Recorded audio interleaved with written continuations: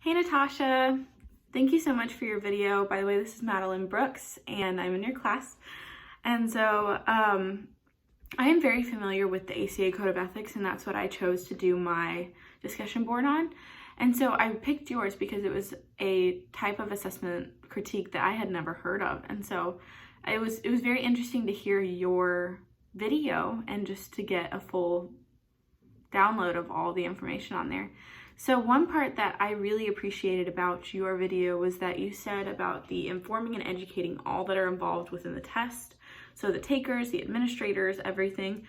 And so I think that was very important because there is a part of the ACA Code of Ethics that talks about the competence to use and interpret the assessment instruments. And so I think like making sure that the administrators or the administrators that give out the test to participants, to make sure that they really understand the test itself and understand how to administer it. I think that's important.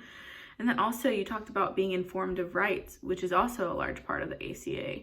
So informed consent with an assessment, it says, prior to assessment, counselors explain the nature and purposes of assessment and the specific use of results by potential recipients. And I think that's just really important because I think often as a counselor, I can forget about how it feels to be a client. And so I would want to know everything that's going on. And so I want to extend that to my clients as well. And so the last part that I really, really loved was that how they are being treated with impartiality, and that's part of what you did your research on. And I looked throughout the Code of Ethics, and there's only a couple of things that says about cultural sensitivity and the historical and social prejudices within the diagnosis of pathology.